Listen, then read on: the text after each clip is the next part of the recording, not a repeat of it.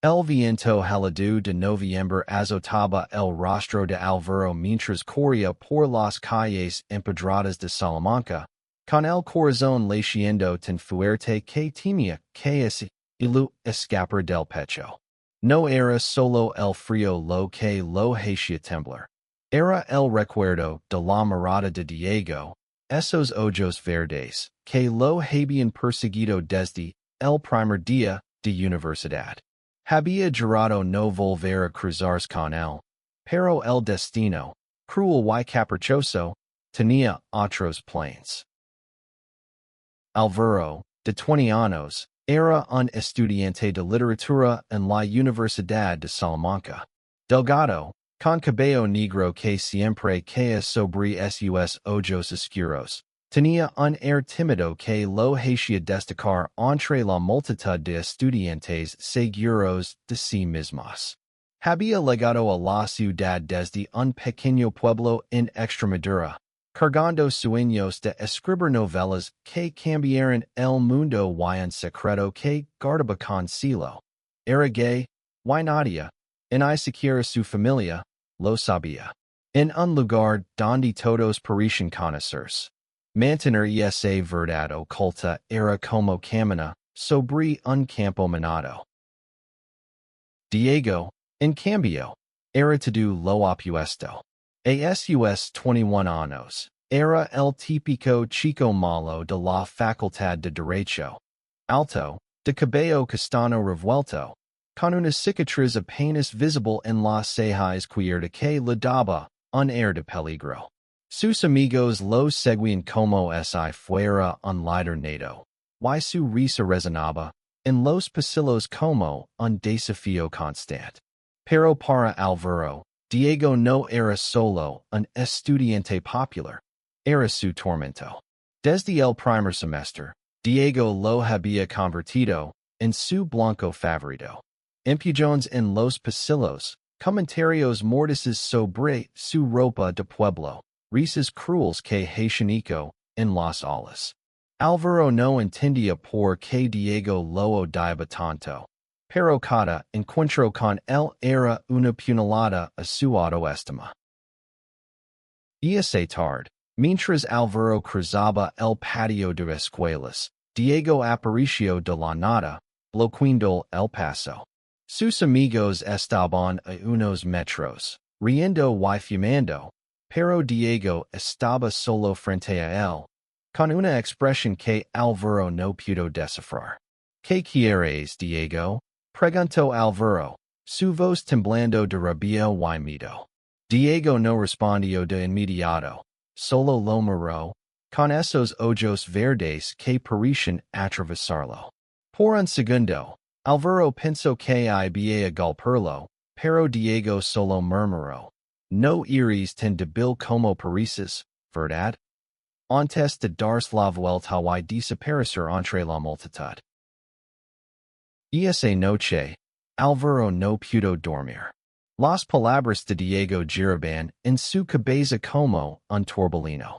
Había algo en su tono, una grita en su fachada de chico duro, que lo desconcertaba. Decidió que no dejaría que Diego siguiera controlando su vida. Si iba a sobrevivir en Salamanca, tenía que enfrentarlo, aunque eso significara exponer su verdad al mundo. A la mañana siguiente, Alvaro se levantó con una determinación que nunca antes había sentido. Fue al café universitario donde sabía que Diego y sus amigos solían reunirse. El lugar estaba lleno de estudiantes. El aroma a café y pan recién horneado impregnaba el aire. Diego estaba en una esquina, riendo con su grupo, pero cuando vio a Alvaro entrar, su sonrisa se desvaneció. Alvaro respiró hondo y caminó hacia él, ignorando las miradas curiosas de los demás. Necesito hablar contigo. Ahora. Dijo, sorprendido por la firmeza de su propia voz. Diego arqueó una ceja, claramente desconcertado, pero ese levanto y lo siguió hasta un rincón más tranquilo del café. ¿Qué te pasa? Pequeño ratón de biblioteca? Dijo, con su tono bullen habitual, pero había algo diferente en su postura, como si estuviera nervioso. Álvaro no se dejó intimidar. Estoy harto de tus juegos, Diego. Si tienes algo contra mí, dilo de una vez. ¿Por qué me odias tanto? El silencio que siguió fue ensordecido. Diego lo miró fijamente, y por primera vez, Álvaro vio algo más allá de la arrogancia. Dolor, confusion, algo que no podía nombrar. No te odio, dijo Diego finalmente. Su voz baja, casi un susurro. Yes. Complicado. Antes de que Álvaro pudiera responder, Diego se dio la vuelta y salió del café, dejándolo solo con más preguntas que respuestas. Esa misma semana, Álvaro comenzó a notar pequeños cambios. Diego llenó lo empujaba en los pasillos, y sus comentarios sarcásticos se habían reducido a miradas largas y silenciosas que lo ponían nervioso de una manera diferente. Una tarde, mientras estudiaba en la biblioteca, encontró una nota deslizada entre las páginas de su libro. No eres el único que guarda secretos. Encuentra el roble en el parque de San Francisco esta noche. 9 p.m. No estaba firmada, pero Álvaro reconoció la letra desgarbada de Diego.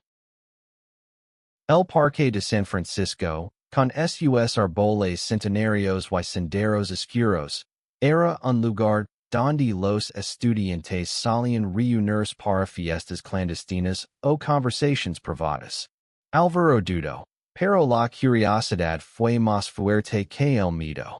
Cuando llegó, encontró a Diego sentado bajo un roble enorme, con una botella de cerveza en la mano y una expresión que mezclaba desafío y vulnerabilidad.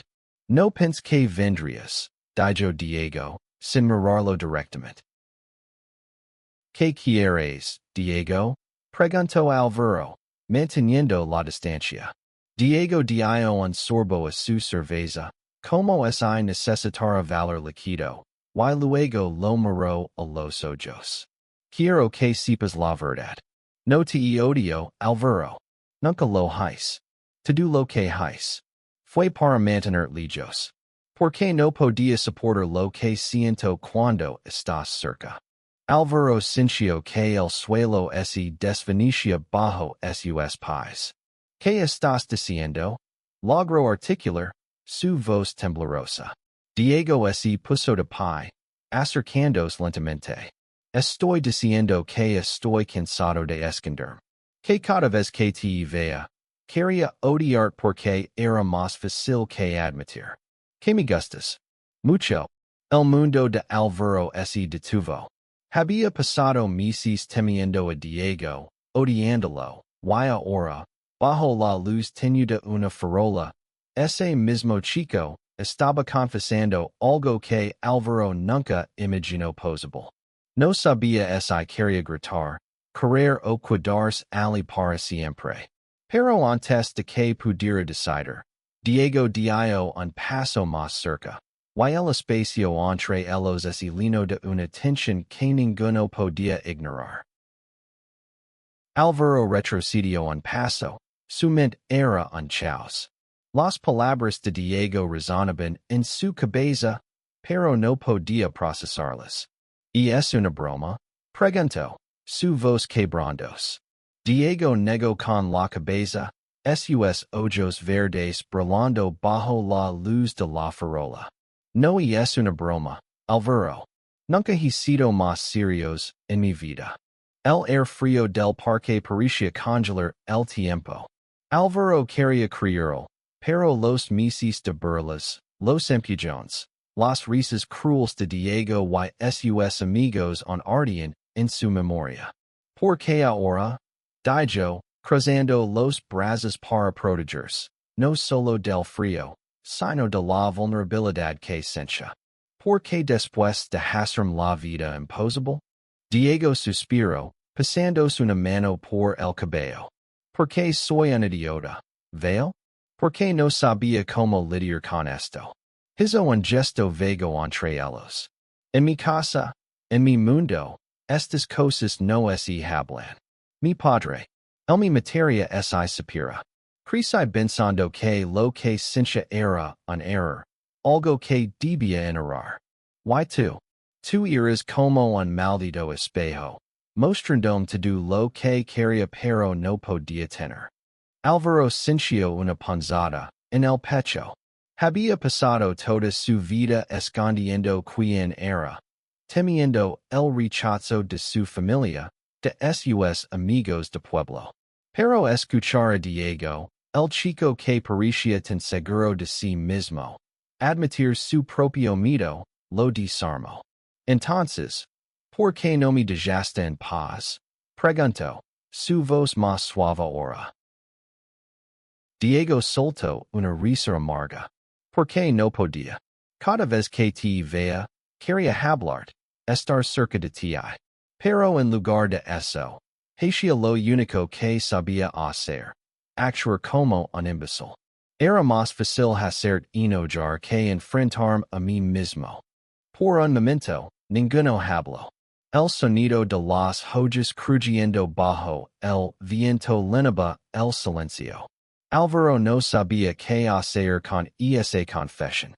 Una parte de él quería correr, pero otra, más fuerte, lo mantenía allí, frente a Diego, buscando en sus ojos alguna señal de que esto no era una trampa.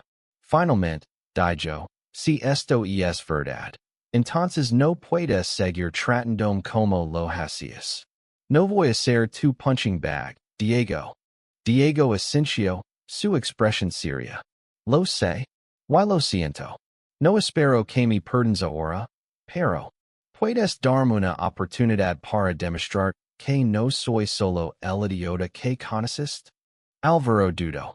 Todo en su instinto le gritaba que se protegiera, pero había algo en la voz de Diego, en la forma en que sus manos temblaban ligeramente, que lo hacía parecer humano, frágil. Una oportunidad, dijo finalmente. Pero si me lastimas otra vez, no habrá una segunda. Diego sonrió, una sonrisa pequeña pero genuina, que Álvaro nunca había visto antes. Trato hecho. Los días siguientes fueron un torbellino. Álvaro y Diego comenzaron a hablar más, primero en privado, en rincones apartados del campus o en paseos nocturnos por Salamanca.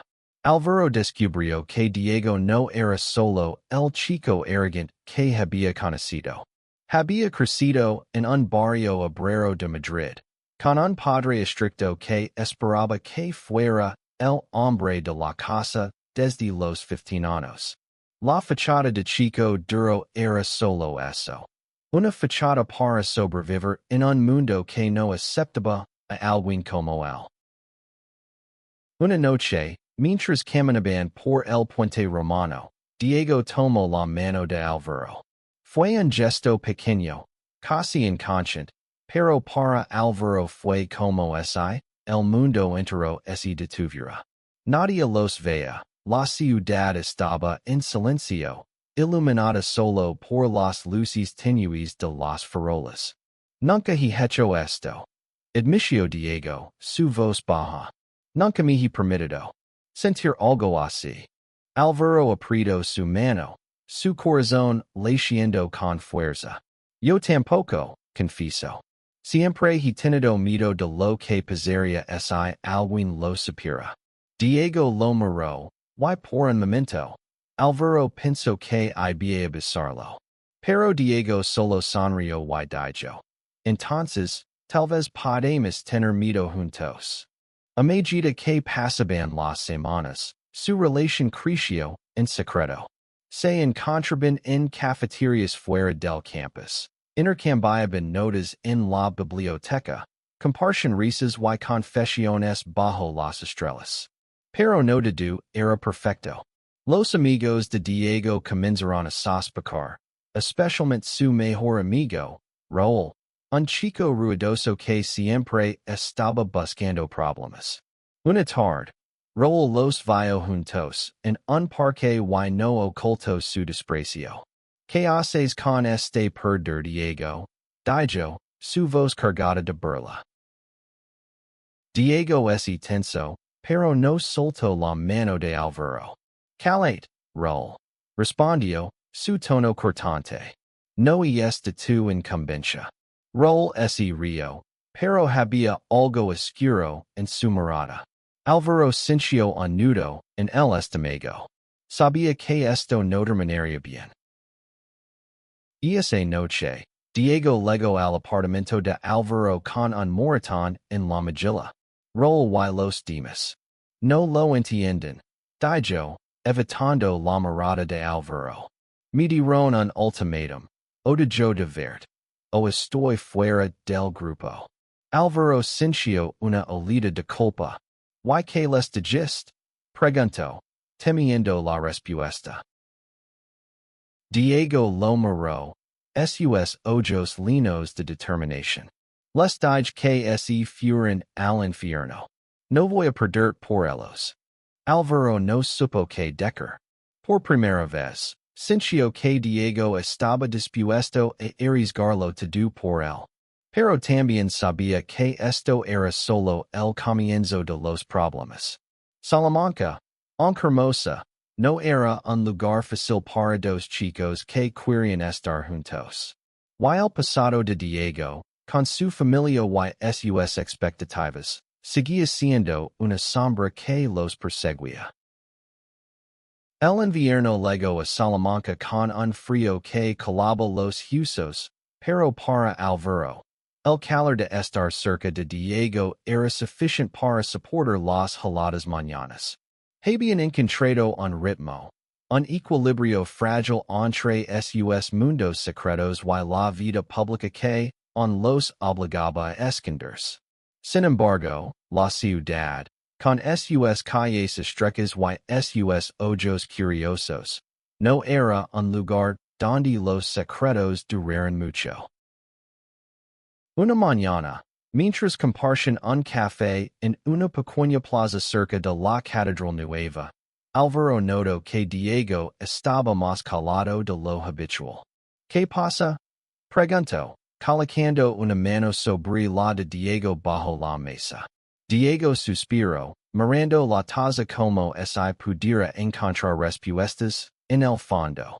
Mi padre viene a visitarme este fin de semana, dijo finalmente. ¿Y no es de los que aceptan esto? Hizo un gesto entre ellos, su voz cargada de ansiedad. Álvaro sintió un escalofrío. Había oído historias sobre el padre de Diego, un hombre de carácter fuerte, un ex-militar que no toleraba la debilidad, mucho menos algo que considerara desviado. ¿Le has dicho algo sobre nosotros? Preguntó, aunque sabía la respuesta. Diego negó con la cabeza. No, pero él siempre sabe cosas. Y es como si pudiera oler la verdad. El fin de semana llegó demasiado rápido. Álvaro intentó mantenerse ocupado con sus estudios, pero no podía dejar de preocuparse por Diego. El sábado por la noche, recibió un mensaje. Necesito verte. Estoy en el puente. Sin dudarlo, Álvaro se puso una chaqueta y corrió hacia el puente romano, donde encontró a Diego apoyado contra la barandilla, con el rostro pálido y los ojos rojos. ¿Qué pasó? Preguntó Álvaro, acercándose con cautela. Diego no respondió de inmediato, solo lo abrazó con fuerza, como si temiera que Álvaro desapareciera. Mi padre lo sabe, dijo finalmente, su voz temblorosa. Vio una foto nuestra en mi teléfono. No sé cómo, pero la encontró. Me llamo de todo Álvaro. Dijo que soy una vergüenza, que no soy su hijo. Álvaro sintió que el mundo se derrumbaba. Había temido este momento, pero no estaba preparado para verlo en Diego.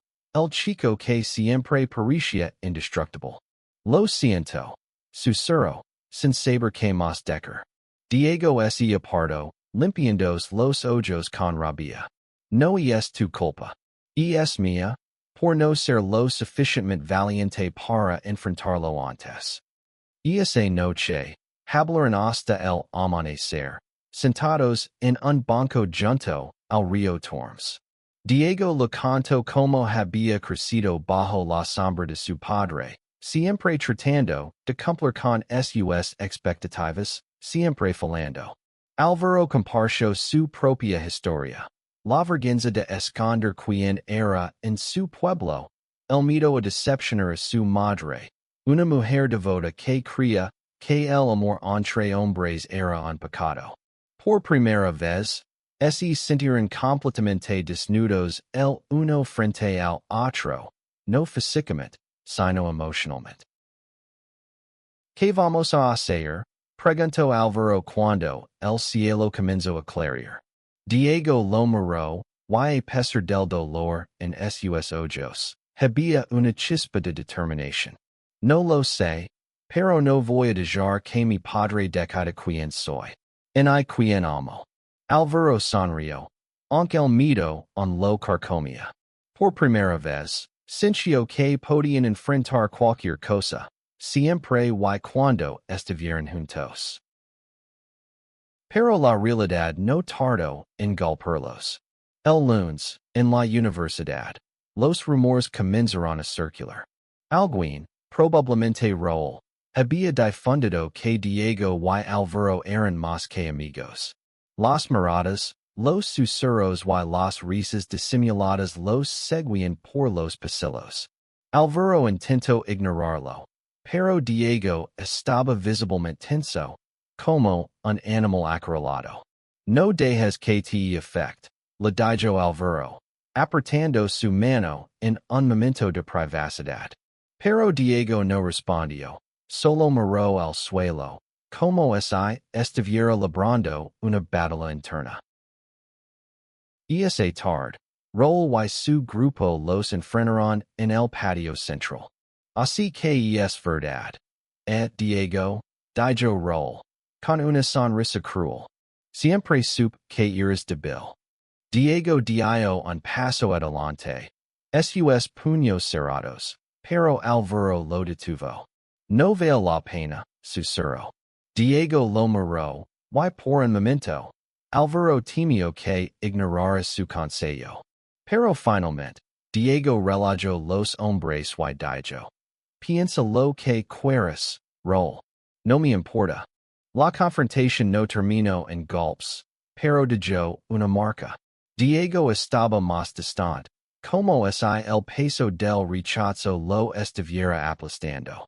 Álvaro intentó apoyarlo, pero sentía que algo estaba rompiendo entre ellos. Una noche, mientras estudiaban juntos en el apartamento de Álvaro, Diego dijo que era una bomba. Tal vez deberíamos tomarnos un tiempo.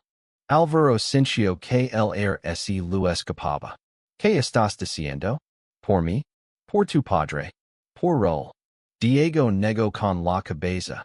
Sus ojos llenos de lágrimas. No es por ellos. Es por mí. No sé si estoy listo para esto, Álvaro. No sé si puedo ser lo que tú necesitas. El silencio que siguió fue peor que cualquier grito. Álvaro quería rogar que se quedara, pero su orgullo lo detuvo. Si eso es lo que quieres, dijo, su voz fría. Entonces vete. Diego dudó, como si quisiera retractarse, pero finalmente salió del apartamento, dejando a Álvaro solo con el eco de la puerta al cerrarse. Los días siguientes fueron un borrón para Álvaro. La ausencia de Diego era como un agujero en su pecho, una herida que no dejaba de sangrar. Intentó concentrarse en sus clases, en sus libros, pero cada rincón de Salamanca lo recordaba a él. El café donde compartieron su primer secreto, El puente donde se tomaron de la mano, el roble en el parque donde todo cambió.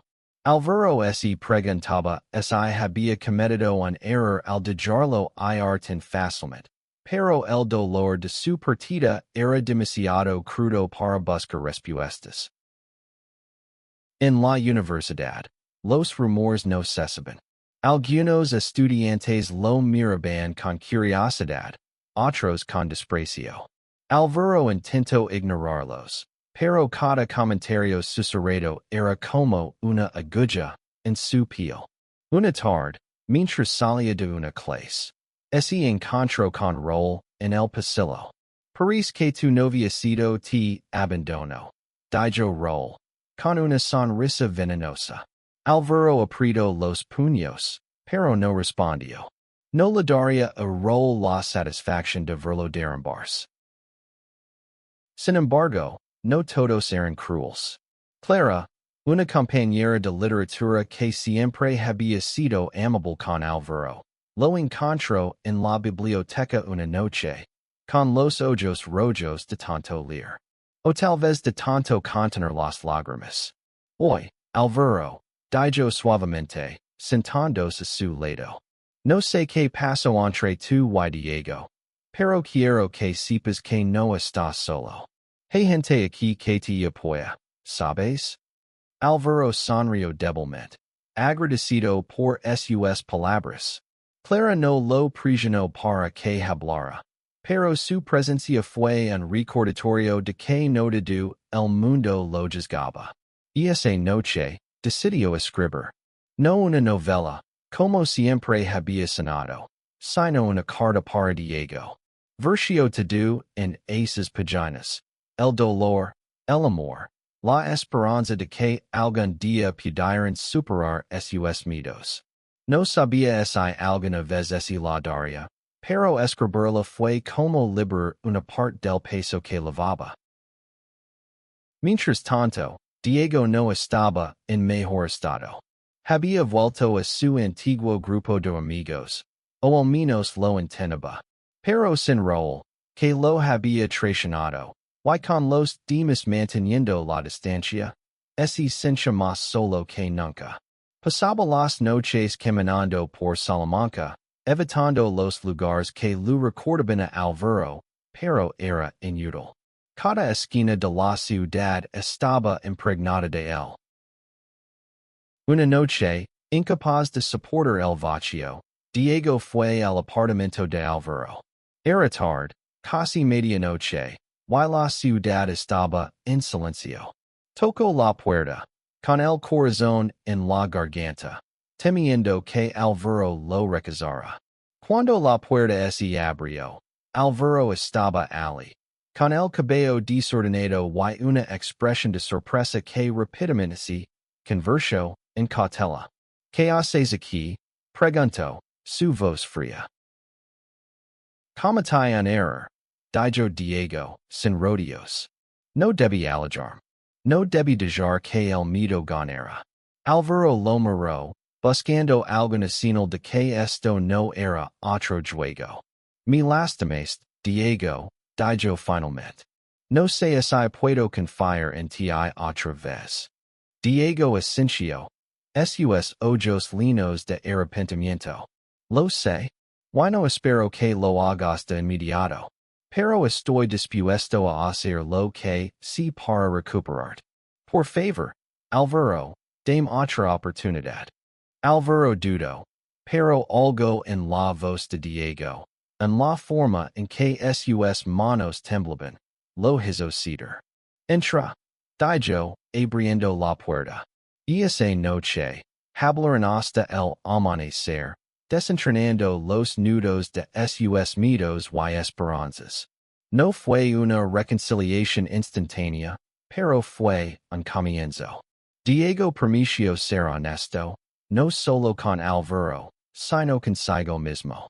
Alvaro, por su parte, permitió dar tiempo, pero también dejar claro lo que necesitaba: respeto, amor, valencia. Los días siguientes fueron un desafío. Diego comienzo a ser más abierto sobre su relación, no al punto de gritarlo a los cuatro vientos, pero si enfrentando a quienes lo cuestionaban. Cuando rol intentó provocarlo de nuevo, Diego lo cortó de su vida por completo. Álvaro, por su parte, encontró apoyo en claro y otros amigos que poco a poco comenzaron a aceptar su verdad. Incluso escribió un ensayo para una clase de literatura, un texto sutil pero poderoso sobre el amor y la identidad, que recibió elogios de su profesor. Sin embargo, el mayor obstáculo aún los esperaba. Diego recibió una llamada de su padre, exigiendo que regresara a Madrid para hablar como hombres. Álvaro lo vio dudar, pero también vio la determinación en sus ojos. No voy a dejar que me controle más, dijo Diego. Voy a enfrentarlo, pero quiero que vengas conmigo. Álvaro sintió un nudo en el estómago. Ir a Madrid significaba enfrentarse no solo al padre de Diego, sino a su propio miedo al rechazo. Pero miró a Diego, el chico que una vez fue su tormento y ahora era su refugio, y supo que no podía dejarlo solo. Ir contigo, dijo su voz firme. El tren a Madrid era un hervidero de nervios para Álvaro y Diego. Sentados uno al lado del otro, con las manos entrelazadas bajo una chaqueta para que nadie lo notara, apenas hablaron durante el viaje. Álvaro miraba por la ventana, viendo pasar los campos dorados de Castilla, mientras Diego tambaleaba los dedos sobre su rodilla, perdido en sus pensamientos. Gracias por venir, dijo Diego de repente, rompiendo el silencio. Álvaro sonrió, apretando su mano. No estás solo en esto. Llegaron a Madrid, Alabama atardecer, y el barrio donde creció Diego era un contraste con la elegancia histórica de Salamanca. Bloques de edificios gris, ruido de tráfico, y el olor a comida callejera llenaban el aire. La casa de Diego era un apartamento modesto en un tercer piso, con paredes descascaradas y muebles que parecían haber visto mejores días. Cuando entraron, el padre de Diego, un hombre corpulento con el rostro enderezado por años de trabajo manual, los recibió con una mirada que helaba la sangre.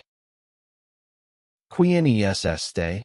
Preguntó, señalando a Álvaro con un gesto despectivo. Diego respiró hondo, cuadrando los hombres. Es Álvaro. Es mi novio. La palabra resonó en la sala como un trueno. El padre de Diego se quedó inmóvil. Sus ojos entrecerrados, como si estuviera evaluando si esto era una broma. Álvaro sintió que el aire se volvía denso, pero no soltó la mano de Diego. ¿Qué has dicho? Gruñó el hombre, dando un paso adelante. Diego no retrocedió. Dije que es mi novio. Y no voy a cambiar quien soy para complacerte. El silencio que siguió fue opresivo. Álvaro podía escuchar su propio corazón latiendo. Finalmente, el padre de Diego soltó una risa amarga. Eres una desilusión, dijo, y cada palabra fue como un golpe. Sal de mi casa. Y no vuelvas. Diego no respondió. Tomó la mano de Álvaro y salieron del apartamento sin mirar atrás. En la calle, bajo la luz de un farol, Diego se derrumbó. No logró, pero su cuerpo temblaba de rabia y dolor. Álvaro lo abrazó, sin importar quién los viera. Lo siento, susurró. Diego negó con la cabeza. No lo sientes. Por primera vez, siento que estoy haciendo lo correcto. Regresaron a Salamanca esa misma noche, en un tren casi vacío. Diego estaba calado, pero no soltó la mano de Álvaro en todo el trayecto. Cuando llegaron a su apartamento, Diego finalmente hablo. No tengo familia ahora. Dijo, su voz baja. Alvaro Lomaro, sintiendo una mezcla de tristeza y orgullo. Tienes una familia, dijo. Mi tienes a mí. Y Clara. Y los amigos que se quedan a tu lado. Esa noche, durmieron abrazados, no por pasión, sino por la necesidad de sentir cerca, de saber que no estaban solos. Los días siguientes fueron un proceso de curación. Diego se mudó al apartamento de Alvaro, dejando atrás la residencia universitaria donde los recuerdos de su antigua vida aún lo perseguían. Juntos, comenzaron a construir algo nuevo. Una vida donde no tenían que esconderse, al menos no entre ellos. En la universidad, las cosas comenzaron a cambiar. Los rumores se desvanecieron poco a poco, y algunos estudiantes incluso comenzaron a acercarse a ellos, curiosos o solidarios. Clara organizó una noche de juegos en su apartamento, invitando a Alvaro y Diego junto con otros compañeros. Por primera vez, Alvaro sintió que pertenecía a algo más grande que él mismo, que no estaba solo en su lucha. Pero no todo era perfecto. Diego lidiaba con el rechazo de su padre, y Alvaro sabía que el peso de ese dolor no desaparecería fácilmente. Una noche, mientras revisaban juntos un ensayo de Alvaro, Diego confesó: "A veces pienso que no valgo la pena, que te estoy arrastrando conmigo." Alvaro dijo el lápiz y lo miró fijamente. "Tú vales todo esto y más," dijo. "No eres solo el chico que me hizo la vida imposible. Eres el chico que me enseñó a ser valiente." Esas palabras marcaron un punto de inflexión. Diego comenzó a abrirse más, no solo con Alvaro, sino con el mundo. Decidió unirse a un grupo de apoyo para estudiantes LGBT en la universidad, algo que nunca hubiera considerado antes. Alvaro lo acompañó a la primera reunión, y aunque ambos estaban nerviosos, encontraron un espacio donde sus historias eran escuchadas sin juicio. A medida que el semestre llegaba a su fin, Alvaro y Diego comenzaron a planear su futuro. No era fácil. El dinero era escaso, y la idea de enfrentar al mundo como una pareja abiertamente en España aún los intimidaba. Pero había una chispa de esperanza en sus conversaciones, una certeza de que, juntos, podían superar cualquier cosa. La primavera llegó a Salamanca, teniendo las calles de flores y luz dorada. Para Alvaro y Diego, era como si la ciudad misma estuviera celebrando su renacimiento. Habían superado los meses más oscuros, pero aún había retos por delante. La universidad estaba en plena efervescencia con los exámenes finales, y ambos sentían la presión de equilibrar sus estudios con su relación y las heridas que aún no sanaban del todo. Una tarde, mientras pasaban por la Plaza Mayor, Alvaro decidió que era hora de enfrentar su propio pasado. Había evitado hablar con su madre desde que dejó su pueblo, temiendo que ella, con su fe inquebrantable, lo rechazara como el padre de Diego. Pero la fuerza que había encontrado al lado de Diego lo impulsó a tomar el teléfono. "Voy a llamarla," le dijo a Diego, su voz temblando. Diego asintió, apretando su hombro. "Estar aquí, pase lo que pase." La conversación con su madre fue difícil. Alvaro le contó todo: su amor por Diego, su miedo al rechazo, su deseo de ser honesto. Al principio, hubo silencio al otro lado de la línea, y Alvaro temió lo peor. Pero entonces, su madre habló, con una voz quebrada por la emoción. "Eres mi hijo, Alvaro. No entiendo todo esto, pero no quiero perderte. Dame tiempo si. No fue una aceptación total, pero fue un comienzo. Y para Alvaro, eso era suficiente. Diego, inspirado por la Valencia de Alvaro, decidió escribir una carta a su padre. No esperaba una respuesta, pero necesitaba cerrar ese capítulo. En la carta, no pidió perdón ni su aprobación. Simplemente explicó quién era y por qué había elegido a Alvaro. La envió sin esperar nada, pero el acto de escribirla fue liberador. Ya no es mi dueño, le dijo a Alvaro, con una sonrisa que mezclaba alivio y tristeza. A medida que el semestre terminaba, Alvaro y Diego comenzaron a sonar en grande. Alvaro quería seguir escribiendo, tal vez publicar un libro sobre sus experiencias. Diego, que había perdido interés en el derecho, empezó a considerar estudiar psicología, inspirado por las conversaciones en el grupo de apoyo. Juntos, hablaron de mudarse a una ciudad más grande, como Barcelona, donde podrían vivir más abiertamente. Pero antes de que pudieran planear demasiado, la vida les lanzó una última prueba. Raúl, que no había olvidado su renser, difundió un video en las redes sociales de la universidad. Una grabación borrosa de Alvaro y Diego besándose en el Parque de San Francisco. El video se volvió viral entre los estudiantes, y aunque algunos lo tomaron con humor o indiferencia, otros lo usaron para burlarse o atacar.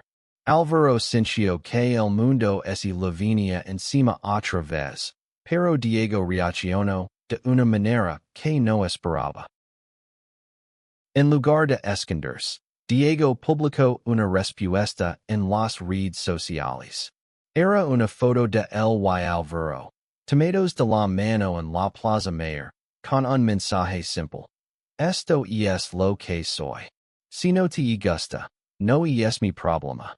La publicación recibió cientos de reacciones, algunas negativas, pero muchas más de apoyo. Estudiantes que apenas conocen se acercaron a ellos, ofreciendo palabras de aliento. Clara organizó un evento en la universidad para hablar sobre la aceptación y la diversidad. Y Alvaro y Diego fueron invitados a compartir su historia. Hablar frente a una multitud fue aterrador, pero también liberador. Alvaro contó cómo había pasado de temer a Diego a amarlo, cómo habían enfrentado el rechazo y encontrado fuerza el uno en el otro. Diego habló de su lucha interna, de cómo había aprendido a aceptarse a sí mismo. Al final, recibieron una ovación que los dejó sin palabras. Por primera vez, sintieron que no solo estaban sobreviviendo, sino que estaban inspirando a otros. Cuando el verano llegó, Alvaro y Diego tomaron una decisión. Pasarían las vacaciones viajando por España, explorando ciudades nuevas, viviendo su amor sin miedo. En su última noche en Salamanca antes del viaje, se sentaron en el puente romano, mirando las estrellas reflejadas en el río Tormes. Nunca pensé que terminaría aquí, dijo Diego, su voz suave. Contigo. Alvaro sonrió, apoyando la cabeza en su hombro. Yo nunca pensé que mi matón de la universidad sería el amor de mi vida. Rieron, y en ese momento, bajo el cielo estrellado, supieron que, sin importar lo que viniera, lo enfrentarían juntos. El verano trajo consigo una libertad que Alvaro y Diego nunca habían conocido. Su viaje por España fue una aventura de descubrimiento, no solo de lugares nuevos, sino de ellos mismos. En Barcelona, caminaron de la mano por las calles del barrio gótico, sin temer a las miradas.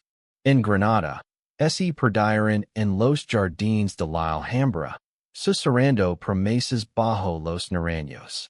En Sevilla, bailaron en una plaza bajo la luz de la luna, riendo como si el mundo entero les perteneciera. Pero más allá de la magia de esos momentos, lo que realmente transformó su viaje fue la certeza de que habían encontrado un hogar el uno en el otro. Cada ciudad, cada conversación, cada mirada compartida fortalecía el lazo que habían construido a través de tantas tormentas. Álvaro comenzó a escribir un diario de su viaje, capturando no solo los paisajes, sino los sentimientos que lo inundaban: amor, esperanza, y una valencia que nunca supo que tenía. Diego, por su parte, encontró una nueva pasión en la fotografía. Con una cámara vieja que compró en un mercadillo, capturaba a Álvaro en cada rincón, riendo en una playa de Valencia, leyendo un libro en un café de Málaga, mirando el horizonte en un acantilado de Galicia. Cada foto era una declaración de amor, una forma de decirle al mundo que Álvaro era su todo. Cuando regresaron a Salamanca para el nuevo semestre, algo había cambiado. No eran los mismos chicos temerosos que se escondían en las sombras. Habían enfrentado a sus demonios, internos y externos, y habían salido más fuertes. En la universidad, se convirtieron en una especie de símbolo para otros estudiantes que luchaban con su identidad.